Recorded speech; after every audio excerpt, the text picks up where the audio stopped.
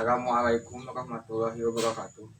Perkenalkan, nama saya Raka Aditya Nugraha dan partner saya Ida Insani Firdaus. Kami berdua dari SMA Al Irsyad Satya Islamic akan School mempresentasikan makalah penelitian kami yang berjudul Droplet atau Drop and Shred Box, inovasi kotak pintar sebagai solusi jitu pengelolaan limbah masker bekas sekali pakai. Kasus COVID yang semakin meningkat ini tentu menyebabkan jumlah limbah masker di Indonesia juga semakin meningkat. Hal ini bisa menjadi ancaman berbahaya bagi lingkungan. Karena masker itu sendiri, terutama masker bekas sekali pakai, terbuat dari microfiber plastik, di mana berpotensi menambah permasalahan limbah plastik di Indonesia. Dan tidak hanya bagi lingkungan, tetapi berbahaya juga bagi fauna dan ekosistem sekitar.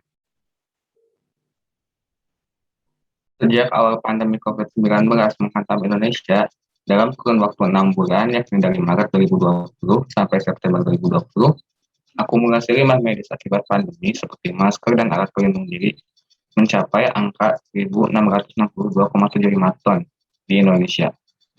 Selain itu, banyak oknum yang tidak bertanggung jawab yang mencoba untuk mendaur ulang masker bekas.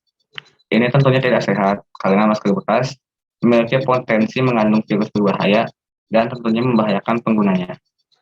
Dari sinilah ide tentang alat pencucian masker lahir sebagai solusi alternatif untuk menyelesaikan masalah limbah masker bekas. Akan tetapi, ada beberapa masalah yang ditemukan. Yang pertama, akan seperti apa bentuk dari alat pencucian masker ini, lalu bagaimana cara kerjanya, dan bagaimana pula alur pengelolaannya setelah diolah menggunakan alat pencucian masker. Rancangan konseptual Rope Red Box. Untuk dimensinya sendiri, dia memiliki panjang 50 cm, lebar 50 cm, dan tinggi 75 cm. Bahan terluarnya ini terbuat dari polikarbonat yang transparan ini. Kenapa transparan? Supaya nanti serpihan masker yang telah terkumpul ini mudah untuk dipantau dan terkontrol gitu. Dibandingkan dengan kaca, polikarbonat itu lebih ringan dan lebih kuat tahan terhadap bentur.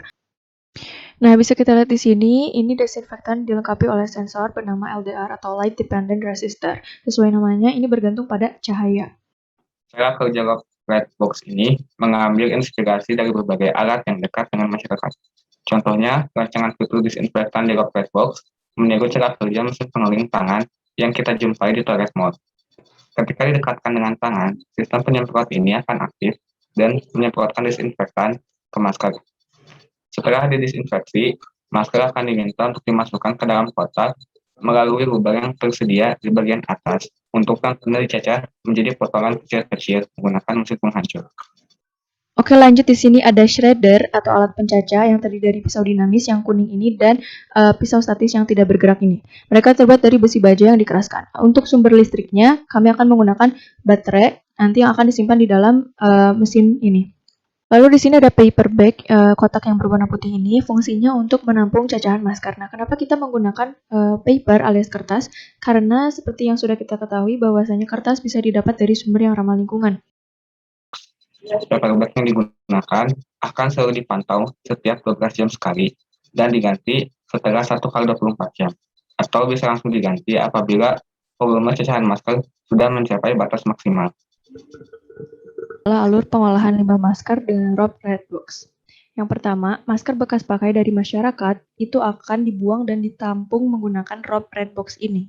Kemudian, Rope Red Box yang dilengkapi dengan alat pencacah itu akan menghancurkan masker bekas menjadi potongan-potongan yang kecil.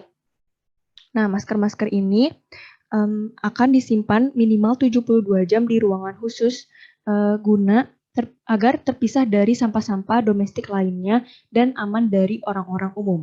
Kemudian cacahan masker tersebut akan diangkut dan diolah. Ada 2 opsi pengangkutan. Yang pertama, pengangkutan dengan sarana khusus, yaitu akan mengikuti prosedur limbah penanganan limbah B3, dan juga opsi yang kedua yaitu pengangkutan tanpa sarana khusus, akan mengikuti prosedur pengolahan sampah domestik. Kesimpulan yang bisa diambil dari penelitian ini adalah dengan hasilnya ide dan rancangan awal tentang Rocket Box, diharapkan alat ini bisa menjadi salah satu solusi alternatif dalam penanganan limbah infeksius di ruang publik.